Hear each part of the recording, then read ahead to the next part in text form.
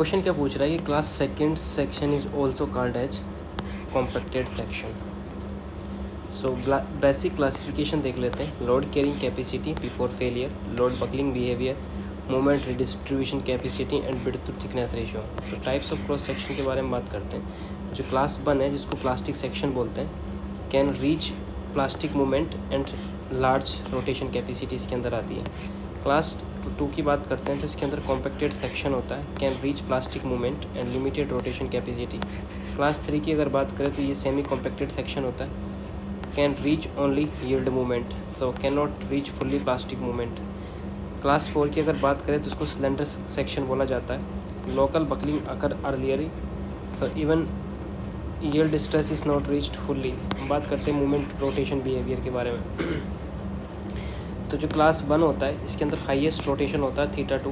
Compacted section जिसको class 2 बोला जाता है उसमें रीच करता है MP but not rotation less than 1 होता है।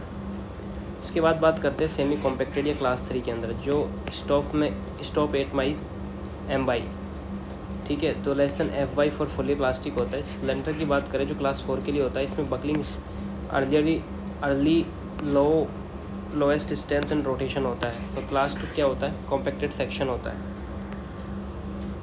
नेक्स्ट बात करते हैं, class 2 section is also called compacted section. Same question दोबारा आया है। बात करते हैं क्लास 1 प्लास्टिक सेक्शन के बारे में। यहाँ पर प्लास्टिक हिंज डेवलप होती हैं, has sufficient rotation capacity, form plastic mechanism, reach fully plastic movement, fully effective in pure compression, used in plastic analysis and design, used in indeterminate frames and stress distribution इसके अंदर जो होता है वो rectangular होता है।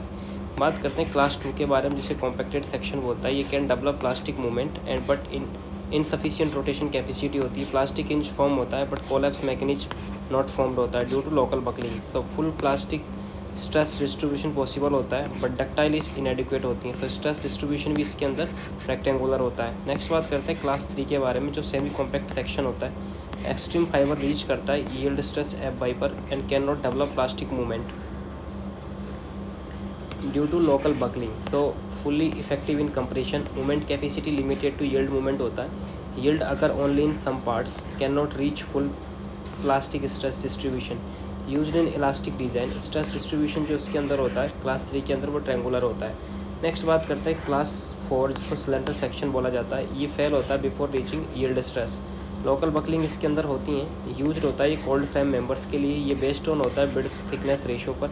इफेक्टिव सेक्शन कंसेप्ट यूज होता है क्लास 4 के अंदर। क्लास 4 के अंदर reduce compression plate width strength based on effective section होता है।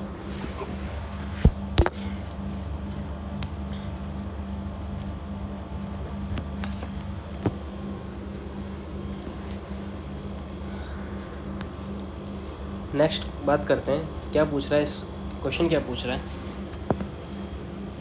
क्वेश्चन पूछता है कि state of matter that exhibit behaviour uniformly, उसे बोला जाता है गैस, यूनिफॉर्म बिहेवियर करता है।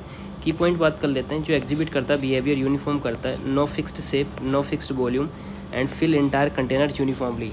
इसके बारे में एडिशनल इन्फॉर्मेशन के बारे में बात करते हैं। जो स्नो होती हैं वो फॉर्म ऑफ सॉलिड्स होती हैं, ये हैज़ क्रिस्टलाइन स्ट्रक्चर होते हैं, ये does not show uniform behaviour. Solid की बात करते हैं तो ये डेफिनेट शेप होती हैं, डेफिनेट वॉल्यूम होता है एंड प्रैक्टिकल टाइटली पैक्ड होता है। लिक्विड की बात करते हैं तो ये डिफाइन करता है volume, no fixed shape and particle loose pack. So only gas show uniform behaviour.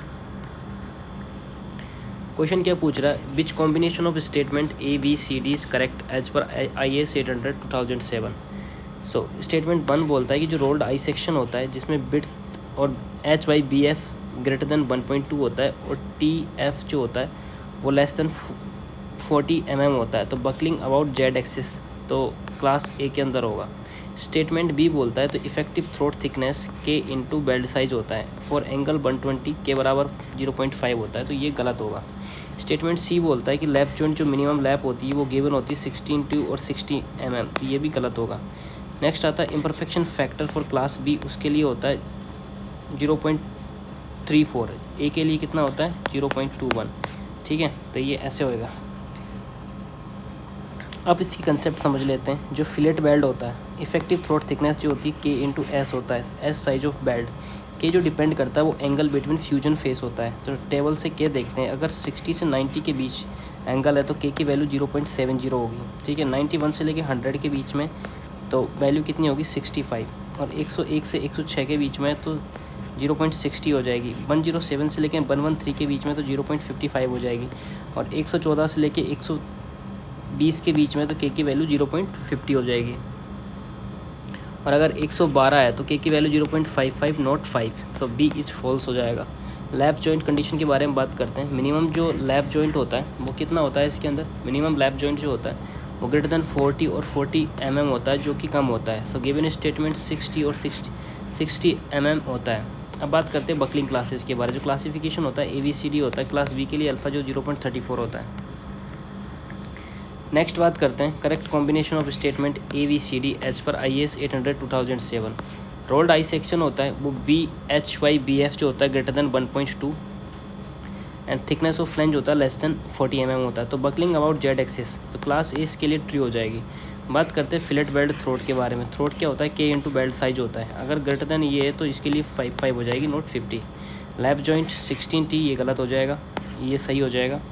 तो ये रहा यहाँ पर buckling classes of cross section के बारे में बात कर लेते हैं। जो केस 1 के अंदर क्या है, HYBF अगर ग्रेटर देन 1.2 है और thickness of flange less than 40 mm है तो जेड एक्सिस के अकॉर्डिंग क्लास ए हो जाएगा, बाई एक्सिस के अकॉर्डिंग क्लास बी हो जाएगा। अगर 40 TF जो है 40 से लेके 100 mm के बीच में तो जेड एक्सिस और बाई एक्सिस जो हो जाएगा क्लास बी और क्लास सी हो जाएगा।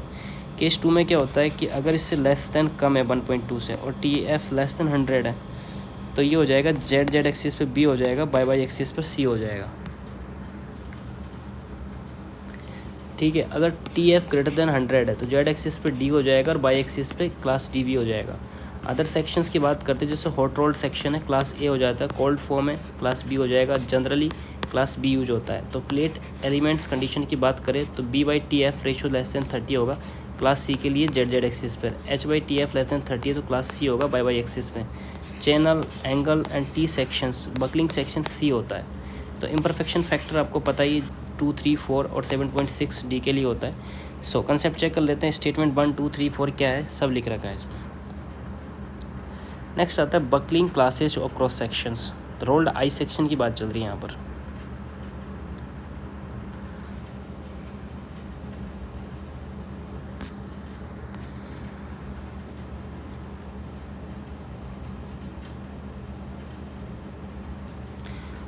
रोल्ड आई सेक्शन के अंदर क्या होता है, जो HYBF जो होता है ना वो कितना होता है,